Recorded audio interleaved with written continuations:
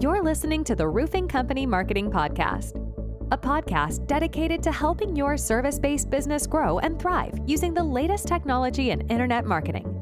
And now, here's the host of our show and the CEO of Grow Inc., Matt Law. All right, everyone, welcome back to another training episode. Matt Law, CEO and co-founder of Grow Inc. here. Happy to be with you again. Today, we've got a really great episode. We're going to talk about what successful service companies have in common, which allows them to grow so quickly. And over the years of consulting with hundreds of different companies and seeing some companies really grow tremendously, they have some certain traits in common. And what I want to do is talk about the growth-ready service business. And I think it will be very, very helpful. So remember, the series that we are doing on our podcast kind of goes in order. And so we suggest that you start back at the beginning, episode 1, and listen to the training in order, starting with the 4-step marketing formula. And that is our formula for helping companies grow. You'll find it very helpful, very informative, and you can kind of go through these in order. So if you're just starting now, you're welcome to listen to this episode. This is a bonus episode, but you can go through the trainings in order and you can learn more about all the things that go into helping a company like yours grow. A little bit about myself before we get started. My name is Matt Law. At the time of this recording, I'm 48 years old. I am the co-founder and the CEO of Grow Inc. I have an awesome business partner, dear friend, Jeff, who's a tremendous marketer, great at video, project management, and we have a team that helps service businesses grow. A little bit more about myself. One thing I'm noticing is that I'm getting more and more gray hair. And so I will tell you, I've been doing Google Ads since 2001, 24 years with Google Ads. So you can imagine the changes that I've seen. I learned about SEO probably about 2001 as well. And I started learning about that. We actually hired a SEO company in 2004, 2005, spent tens of thousands of dollars on search engine optimization and learned a lot about it.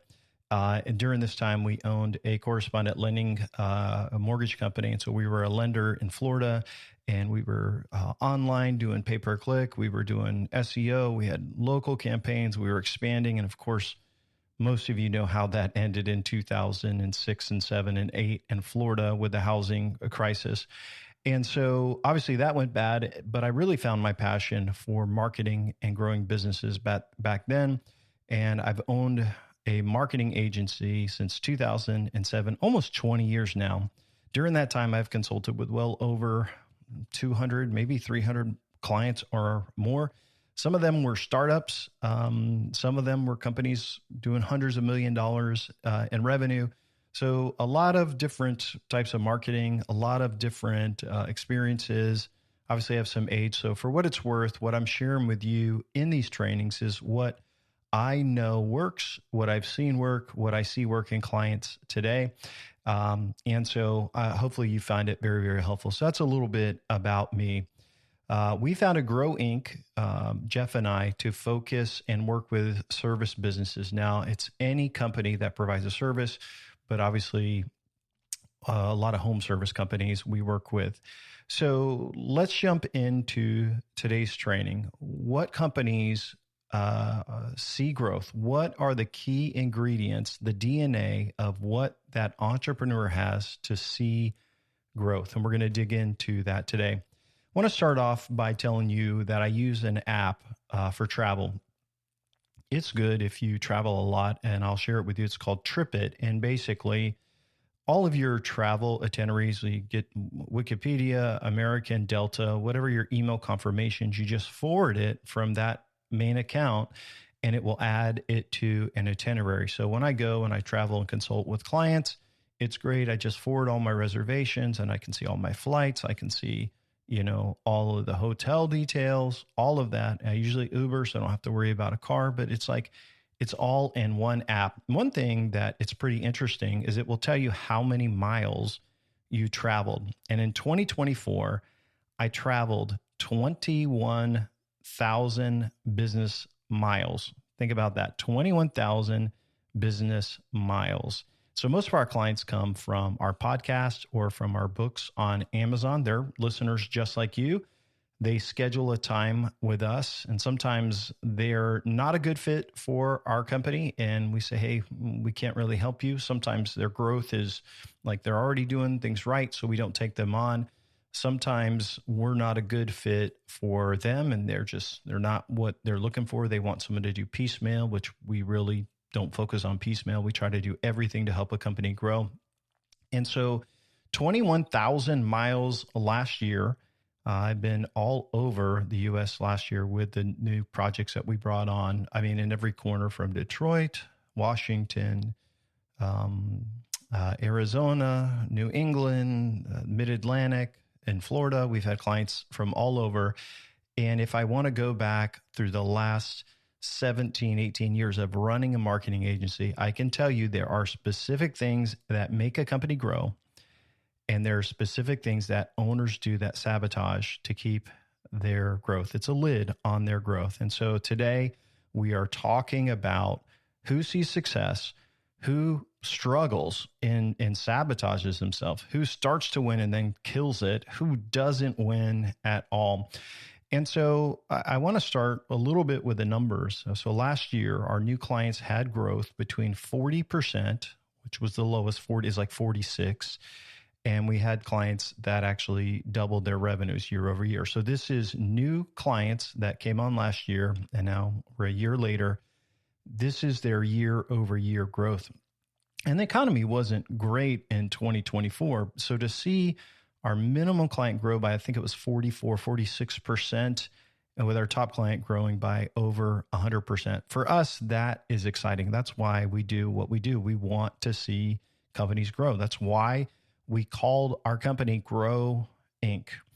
And so for our existing clients, we also saw continued growth between 20 to 40%, depending on what stage of growth they're at and how much market saturation they have. So they had all of our clients experienced tremendous growth, with the exception of just one client who did not stay on very long. And I'll kind of expound on that as we go. So all of our clients, with the exception of one company, saw tremendous growth. And in today's episode, I want to talk about the DNA of the companies who won, really the entrepreneur like you who won. And I also want to compare that to the last 18 years of owning marketing agencies. And I'll share about the companies that I've seen fail as well. So are you an ideal company for growth? Are you going to see success? I don't know. But here's the thing that I think the ideal growth companies have.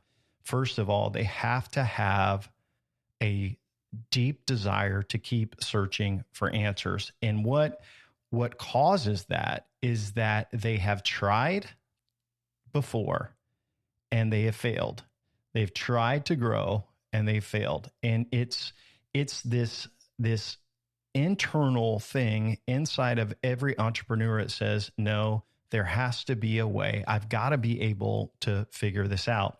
And so what I find for ideal growth clients is that they are continually learning, they are continually reading, they are researching, they are looking for things, one, to feed information, but they're also have taken some risks and it hasn't worked out. So a lot of times the ideal growth clients that we take on, they have worked with agencies and they've also tried to do Google ads themselves. Maybe they've even hired staff and they've done things and it just isn't working the right way. So they are willing to try new things and a lot of it has failed. And there comes a tipping point where people, I see they get sick and tired of either piecemealing it with an agency where one agency does SEO, one does pay-per-click, they got someone in-house doing social media, or they're fooling with Google ads themselves and managing their Google business location. And it's just not working. But the problem is there's a frustration there that they've tried it and it's not working, but yet they're spending money. And so they're done with trying to hack it and they are looking for a real solution. And what I know is that most of you guys that are listening, you know about Google Ads, you know about SEO, you get 1,000 emails about what to do and Instagram and all of these different things.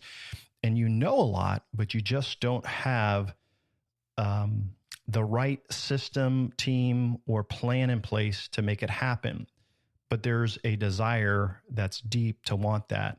And what I'll give you an example is, and really rule number one for us is that the heart of the entrepreneur has to be ready for growth.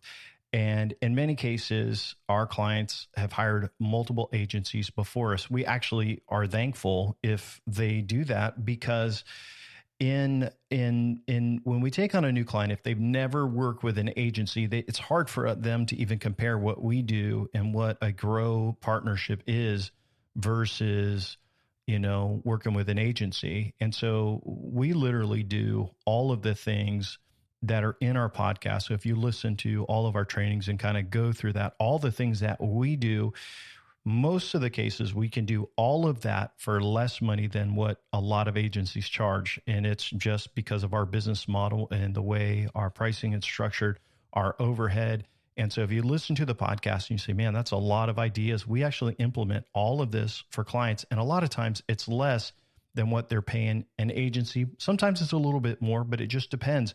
But they get so much more value. So it's actually better if somebody has actually tried working with another agency and it just hasn't worked, because that shows that they are still searching for answers. They're looking for solutions, and they're challenging that what they are paying is not working. And then when they usually listen into our training, or they read our book, or they go through their 2-day consultation, we have a solid plan in place. And once they're at that broken point where they're done with the old agency and they're ready to try something new, that's when it triggers. In contrast, I should say, if someone has never hired an agency before or done any marketing, they've never struggled, they're not ready to push the needle and to grow in most cases, because they have nothing to compare a growth plan like what we suggest versus, just doing SEO or just doing some meta ads. So step number one is, are they ready? Is their heart ready for growth? And you're like, whatever, man, I get that. Of course, we're ready for growth.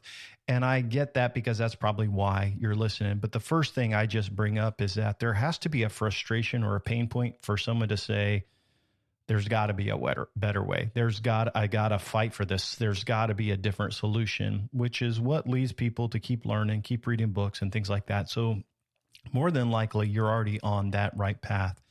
The second thing is, you may have a huge desire to grow. You may have ability to learn. You may be passionate. You may be just knowledgeable and driven and a good leader. But number two is that they have to have capital to invest.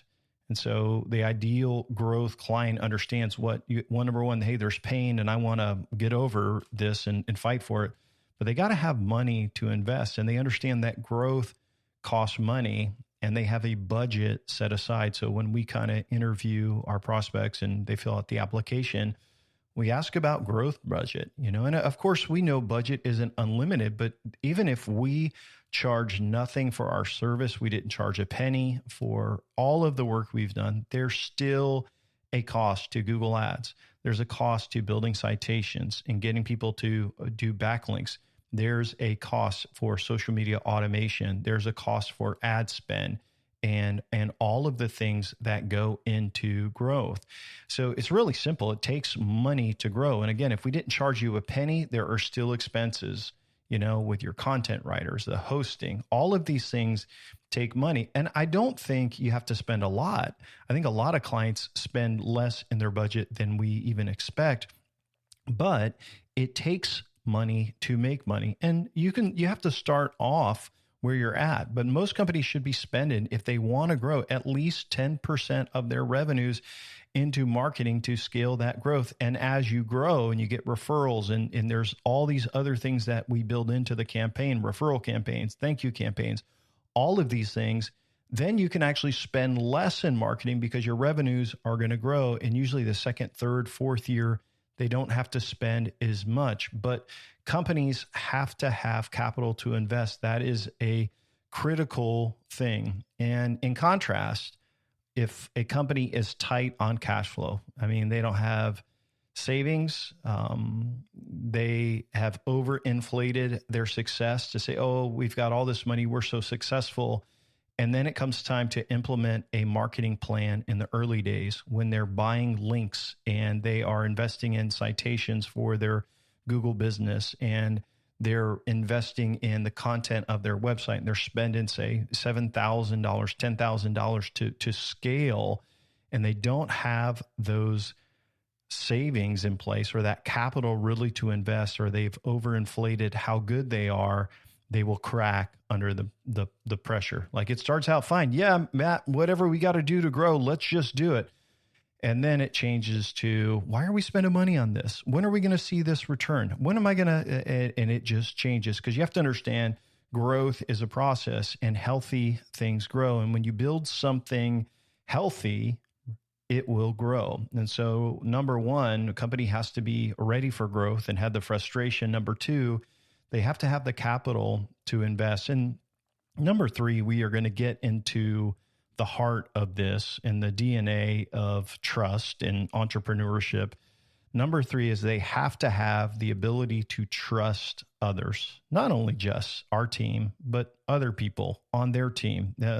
When someone is not willing to trust and let things go, they almost never can scale their business because they are micromanagers. And I want to talk through this for just a couple of minutes.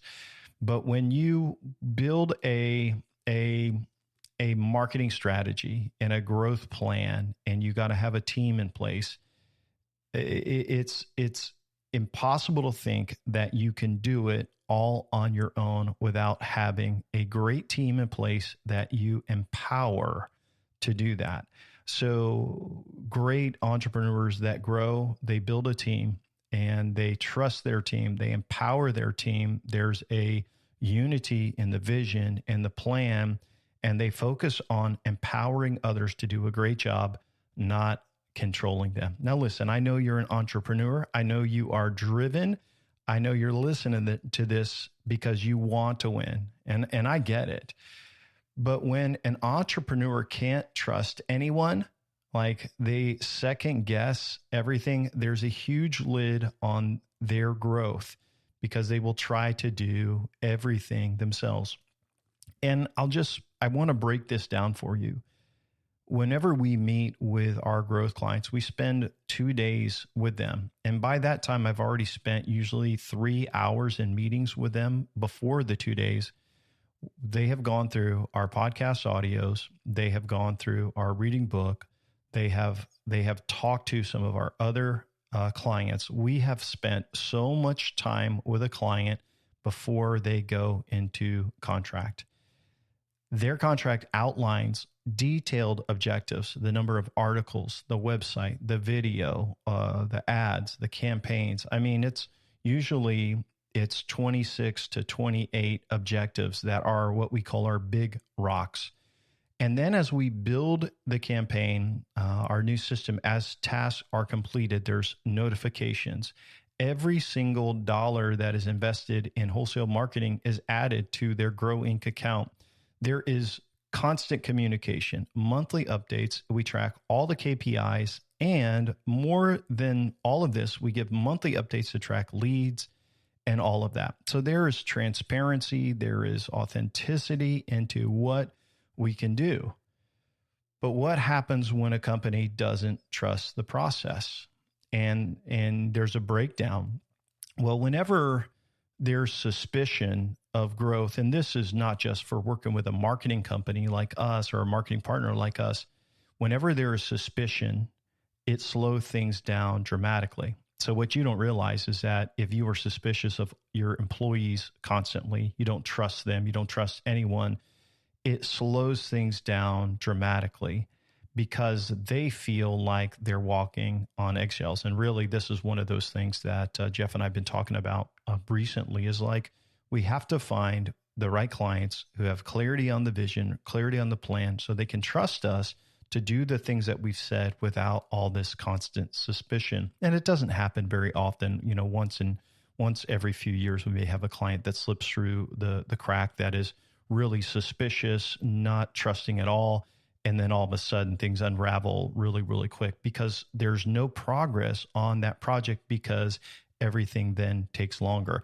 Like you give a logo, say, hey, well, here's an example on a design. No, I want this. And so a logo that should take just a few days to get done ends up taking weeks and pushes everything back. Every word on the website takes weeks. Oh, we got to change this. We got to change this. And it's perfectionism, but really it's control of the business owner who wants to control it, which it's their right to control. But what happens is they then have a job to manage everybody else. And as a entrepreneur, your job isn't to just manage everyone. Your job should be to find the right people, to put them in that spot to do their job, and then not have to worry about it. But for the controlling, business owner that has to control everything, they will always be limited by growth. And here's why: they're going to have turnover with their marketing agencies. They're going to have turnover with their staff. Their staff is going to feel untrusted. Their staff isn't going to be empowered to do their job. And what I see is whenever we have a business owner like that, there's a huge lid on their growth. And what's interesting is that when people are untrusting, a lot of times they don't have great character to be trustworthy themselves. And it's interesting is that, and as I think through, years of clients that, obviously 99% great, but 1 in 100 that there'll be bumps or just tension there. As I've looked through that, there's been things that they have said to us, and I'm look back and says, I'm talking about the times that I felt like, hey, there's no trust here. Their lives lacked character and trust. I've caught them doing things that lacked integrity. And I don't want to go into all of the details, but as I think back through the ideal person for growth, they are not them because they don't trust. And here's what I would just encourage you, business owner. Hey, listen, I'm not trying to get you to hire me. I wouldn't be saying this podcast, like this would not be a something I would share in a podcast to try to get you to hire us. I'm trying to tell you as a business owner, your job isn't to micromanage and know everything about marketing, about what your reception does. Your job is to empower them and find the right people. If you cannot trust them, you never should have hired them, right? And so with our process, we kind of lay out all that we're going to do, try to have total transparency and all of that. And I just say sometimes to the business owner, listen, I've been doing this, since 2001. Right. I know things about Google Ads that I can't even mention and share with you. Like there's so much reason of why we do something, or with SEO, or with social media sharing. Like I share a lot in our podcast, but I know more about marketing usually in my pinky finger than most business owners do. It's because that's what I do. It's our specialized. And I don't mean that arrogantly. I just mean if you can't trust those people on your team, then you're never going to empower them and you're going to hold them back. And so I think about our clients that win big. Most of them, they allow us the freedom to try new things. And I think about one of our clients, his name is Bill. Fantastic, 4 years of growth. He's grown by 500%. We do stuff for his account all the time to add new stuff. And I just say, hey, is it okay if we try this? He says, yes. I says, this is how much it's going to cost. And we'll try it. Sometimes it doesn't work. Sometimes it does. But here's the thing, we measure it all, but he gets the benefit of new things being tried all the time because he trusts us. He's willing for us to go to bat for him. So recapping really quick, number one, their heart is ready for growth. Number two, they have the capital to invest. Number three, they have the ability to trust and let things go. And some of you listen to this, you're like, Matt, I want to let things go. And I get that, but that is the right heart to say, hey, find your partner, find your team, find your staff, find that agency, whatever it is, so that you can rest at night and you can let things go. So let's jump on to the next one is they understand their own numbers. So if you are going to grow, you have to know your deal size, your profit margins, your closing rate, right? They have to be realistic also about what it takes to acquire a customer. So what I find is when companies don't really know their margins, and they don't really know what it takes, they're not willing to invest in the marketing to grow.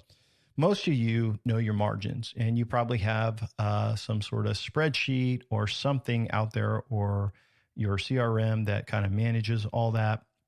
But I've met companies sometimes that are like, yeah, I want to be, I want to hit $50 million in the next few years. I want to scale, I want to grow. And they have great big plans, right? But meanwhile, they're starting at probably barely over $1 million in revenue. They're really immature. There's no team, there's no staff, like there's nothing in place. Maybe a small team and doing $1 million. And so they're like, hey, whoa, I can't spend $500 on this. I can't spend $500 on this website video, or I can't spend this capital on this, not realizing what the average cost per customer is. And so if your average job is worth X amount of dollars and they give you referrals, then that number goes up. If they do multiple projects with you, that number goes up as well. And so you have to know what the lifetime value of the customer is. They have to really know their numbers, and it has to make sense to them that, hey, this investment is worth it because in the long run, it is going to pay off for if I invest. Same with Google ads or, local service ads or Bing ads, which are on the Microsoft and Yahoo network. Like there's lots of channels, if you're investing in meta advertising, remarketing, retargeting, email campaigns, referral campaigns, they all work together. And if you don't know your ROI, it won't make sense. So one of the things we usually do for clients is we'll do print marketing folders, which is like a leave behind, has our unique selling points in there. And like with our wholesale printer, you can get 1,000 of these books for like $1,500. I can't spend $1,500 for 1,000 books, business cards, magnets. These things are loaded and they're beautiful and they're thick. And when you leave them, it sets you apart. For most people, if they just got 1 or 2 extra deals a year from their leave behind, it would pay for that. But people are like, I can't spend that. And now they don't understand return on investment. So business owners got to know their margins, their numbers. This helps them know how much they can spend to grow. And this is something that we kind of do. So as a company is onboarded, we have to figure out their return on investment for all of their marketing. So that includes Google ad spend, local service ads. And that's why measuring marketing is so important. In contrast, when a company doesn't really know their ROI and their numbers, and they're kind of like, let's grow, but it's vague, they're not going to be willing to spend. They just want to hit this big number, but they don't realize there's a process to get there, and they just don't get it. So listen, I know that I'm not the only person you probably listen to on your podcast. There's a bunch of gurus that are in your industry. And these gurus started 3 years ago, right? And now they're doing X millions of dollars. They're selling a course. But what they don't tell you, the gurus don't tell you, is the millions of dollars they spent to hit those numbers. They spent millions of dollars in ads to be successful, because there is no shortcuts in life. There's no shortcuts in marketing. And so in the 4-step marketing approach, it's very holistic. It's every best practice. And what I from time to time, I'll hear these conversations or have these conversations, and I kind of chuckle because they're like, hey, there's this one thing that you can do, this one hack, and it's this type of ad, or it's a video reel, or it's a meta post, or it's Google local. And they put, oh, hey, this is what they did, and this is what we need to do. They'll say to me, and I say, hey, that's part of the marketing strategy. I agree. That's the number one thing we've got to do. That's the only thing we need to do. And what they don't understand is every market is different, right? Every situation's different. They may be in a different type of business. They may have bought a company and grew it, and it already had an established reputation. or they could actually maybe be onto something that is a good thing. Even if it is a good thing, the thing is you can have all of your eggs in one basket. And here's what I will tell you. Google loves to make changes on SEO. Google loves to make changes on local rankings in the map section. Meta loves to change the types of ads you can run and the different types of targeting. Everything in marketing changes, and you can't have your eggs all in one basket. So you have to know your numbers. You have to be willing to invest in those things that give you ROI, but it also needs to be a balanced approach. So recapping again, heart ready for growth, right? Capital to invest, the ability to trust, understanding your numbers, and then the last one is that you have to have the capacity to handle the growth. Are you ready to handle more leads, more jobs, more sales? You ready to handle the extra chaos that comes with it? And so I see operational capacity as super important. These are good leaders, and you need to be a good leader. And when you think about that, you have to have your team together. You have to have things prepped and ready for grow. And this kind of goes back to the trust. Healthy teams mean healthy growth. If your team hates their job, maybe they hate you, maybe they don't like their boss, they're not going to want you to win. They're not going to work harder and follow up with leads to help your company win. And so they're not going to follow up. And it's important to know that growth isn't overnight, but more exposure equals more leads and more calls. Healthy things grow. And so mentally, companies must have a plan to grow in place. And I've met with companies that want to expand so fast, and sometimes they've expanded and they've grown, and they've got really great success and they've grown really quickly, and it brings a tremendous amount of stress to the business owner. One of the things we're going to be doing here in the next few months is I'm going to have some of our clients on to share their stories and do some interviews with them so they can talk about their growth from, doubling to, 3, 4, 500%. I would love to bring them on and just hear their story. But one thing I will tell you is that in the middle of growth, it's really, really busy. It's really, really heavy. And they have had to be prepared for that growth. Now, I'm not saying go out and spend money, right? I'm not saying go and rent an office. I've had clients that have rented offices and done all these things, and I never told them to do that. I said, hey, be prepared for growth and have a plan for growth, but you don't want to go and spend overhead until you need that. You don't spend all these things and buy computers and hire staff and all that and say, hey, we're going to grow. No, as you grow, your growth drives the expansion, not expansion driving the growth. So I think those are some of the most important things that I want to share. And I think obviously the most important thing is, are you willing to commit to the long run, the long-term growth? When I share marketing, marketing is so full of hype anyway, right? And I try to, whenever I meet with clients, I try to show like, hey, here's where they're ranking locally. Here's where they're ranking. Here's their ROI. Here's the number of leads. And so we have some clients, in the last couple of months generated 170 new leads, over the last couple of months. Large amounts of leads, lots of people to follow up. And this is through multiple channels, from Meta, through, Angie, from Google Ads, from organic, like a lot of different places. And they've got all of these leads. So when I show that, it's important to know you are starting from wherever your business is starting. So maybe you're going to get a new website, but do you have any links? Do you have good rankings locally? What's good about your business? And depending on where you're starting, depends on how long it's going to take you to grow. And also one thing I've kind of learned is that when are you launching? Are you launching your growth plan at the middle of low season, right? Middle of like the summer when it's dead, or are you launching it at the peak? And so when you launch, where you launch from, your industry, your geolocation, all of those things play an important role. And so you have to be willing to commit for the long run, right? There is no shortcuts in growth.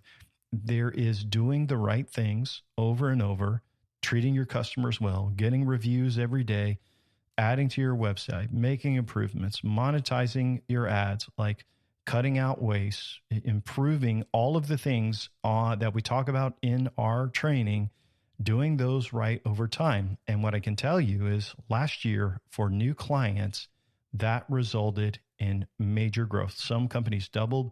Some company, our minimum growth for a client was 40, I think it's 42, 44%, but it's substantial growth. And by the way, the company that grew by 40% had 16 straight months of declining revenues before we started working with them. So if you've listened to our podcast and you hear this holistic approach to marketing, it's the best practices for SEO, PPC, follow-up, unique selling points, measurable marketing. It's a step-by-step implementation. And each year, as we help a company hit their goals and win, that next year we add, we meet up, and we plan out new locations. Is there a different area we're going to add? New services, more ad spend? There's a lot. But if a company expects to get rich overnight, they don't understand the process. They are looking to hack their way to growth. They're looking for a hack. And again, the gurus say, hey, do X and this will happen. But that's why it's good to remember every situation is different. You're in a different market, a different business, and you don't have an unlimited budget for ads. And so your situation is different. And by the way, I don't suggest you put all your eggs in one basket, like YouTube, Meta, whatever the gurus are saying. Last month, we had a client who did a ton of leads on Meta. I think it was like an extra 40 leads or something like that. Those were big numbers for their leads. But what's interesting, their ROI on those leads was less than it was on Google for the same ad spend. That's why it's super important that you measure your ROI. So those are some realistic things that I look at business owners to see who is going to be successful, who would be an ideal growth partner to work with. Do they have the right mindset going into this? And just to recap, like they've already tried things before and it hasn't worked. And so they're ready. Their heart is ready for growth. They've got capital to invest. All right. And I'm not talking about getting in debt and risking your home or something like that to do a marketing campaign. They have capital to invest, and they understand slow and steady, slowly gaining on competitors, gaining market share. They have the great ability to trust and let go. Of course, they want accountability. Of course, we want a clear plan. Of course, we want transparency, but they're building a team of staff members. It's not just the marketing guy. It's your staff. Does your staff feel trusted and empowered? Are they excited about it? Does that business owner know their numbers, the ROI, understand what it means to spend, to grow and gain new customers? Do they understand the lifetime value of their customer? Do they have this capacity to handle the growth? Are they prepared? Is their team ready? Is there a plan for growth in place? And are they committed to the long run? And if someone thinks success happens overnight, what I find is that they end up sabotaging the entire process. And I've seen companies have some big wins, and then they're like, hey, we want more. And over the years, we've even parted ways with a couple of companies because of unrealistic expectations and said, hey, we're not a good fit because we're winning. And then it's funny is sometimes we've had them come back because they didn't realize how much we were doing to really impact. And so I say that there are always bumps in growth. You read a guru and he says, yeah, it's great. Here's what we did. We went from this to this. And that's all you hear, but you don't realize the fight and the struggle to get there. Marketing, another word for marketing is testing. It's messy. And so, yeah, sometimes there's bugs. Sometimes there's typos. Sometimes there is penalties and changes and delays. And sometimes it's fixing what another company has done to your website or your marketing. There's a lot of things, but you hear the guru say, hey, we just did this. And then, hey, look where we're at. And I will tell you, yeah, if you have deep pockets, go spend tons of money on television ads, go ahead and you'll grow. Spend a lot of money. But for most entrepreneurs, they're not ready to drop $1 million in Google ads and TV overnight, because really that's not wise anyway, because you're not measuring it. Here's the thing. Most people are bootstrapping. They're fighting. They're step by step. And I will say on every marketing campaign, when I bring some guys on to interview, there's been bumps, there's been delays, but there's a commitment to the process, to the journey. So I want to wrap up and just share a couple common questions that I get. And, should my company be growing? And I think really what people ask us sometimes is like, is every client growing? And my answer is yes. We only take on clients that we believe we can help grow. And so we have kind of a qualification process to ensure that we get the right companies. And there's a lot of work done on the back end. And so part of it is our application, but then we have some other screening stuff that we've just added. And I've kind of gone through it with you, what the ideal growth company looks like. And so we look for specific things, but it's more than that. We have to look for companies that have bad marketing, and they got to reach out and say, hey, this is what we've done and it's still bad. And we run their analytics, we run their local, we look at their ranking, we look at their application, we look at their competitors, so all these checklists of all these questions that we kind of go through to make sure they're a good fit and that we can help them win. And basically, I know if they do all of the things, these best practices, they can't help but grow because it's the best practice. And so, yes, everyone grows, but we also say no to some prospects and some customers that we think, hey, we're just not a good fit. So here's a question, Matt, you want to grow, but you look at what I'm saying and you don't have the capital, you're not ready. Maybe your company's too small. What do I do now? So what if you're not ready? So I would say wait and do the right things now, like learn from the podcast, hire some freelancers, keep growing, keep getting better, do what you can personally, focus on the things that we share in our training and get better little by little. And then when the time is right and you can afford it and you've got some success or you got some savings, then bring on somebody else, bring on an agency, bring on a partner, a growth partner like Growing to help. But you've got to just do what you can right now to try to make things a little bit better. Everyone wants success overnight. Of course, we're all entrepreneurs. We want to be successful overnight. But here's what we need to do. We need to do the right thing today, the best thing today that will make our tomorrows better. And so I want to close out the podcast. It's like sometimes people say, Matt, you're mixing marketing with leadership and business. And I've owned companies since, 1999. And so I'm going to share, if you're younger than me, hopefully this will be helpful. You say, Matt, what can I do to improve? I want to share with you 2 books that really impacted me. And 2 books that I just recently read as part of a group study. And I think they'll be very, very helpful to you. And they're both by the name of a gentleman by the name of John Maxwell. You may have heard of him. 2 leadership books, and they're dated now, 21 Laws of Leadership by John Maxwell, and the 21 Qualities of a Leader by John Maxwell. So just remember 21, John Maxwell. You can go on Amazon, and these books are principles about how to lead better, right?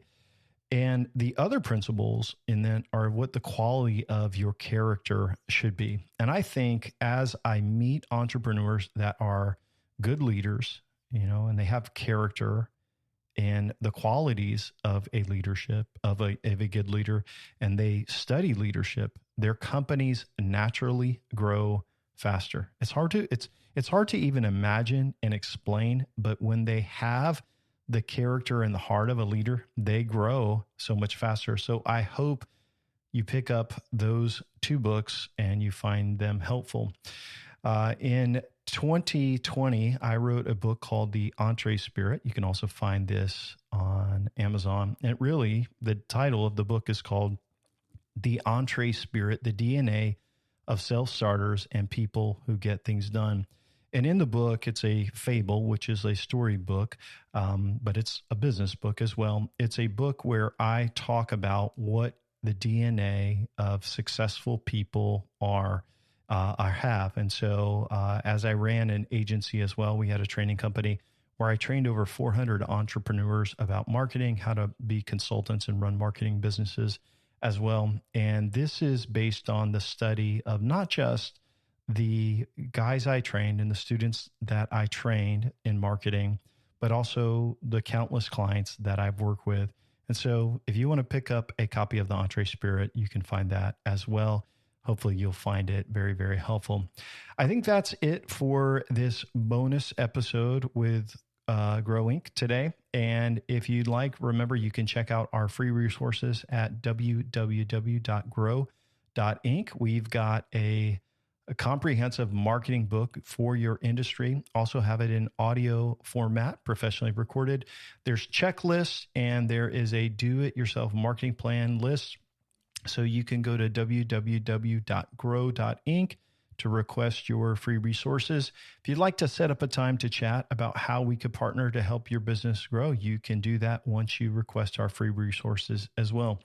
That said, thank you for listening. I hope you have an awesome day, and we wish you the best of success in the future. Thanks for listening to the podcast today. We hope you found today's episode helpful and informative. For more information about Grow Inc. and to request our free marketing blueprint ebook and other resources, please visit www.grow.inc. That's GRO.inc. We'll catch you in the next episode.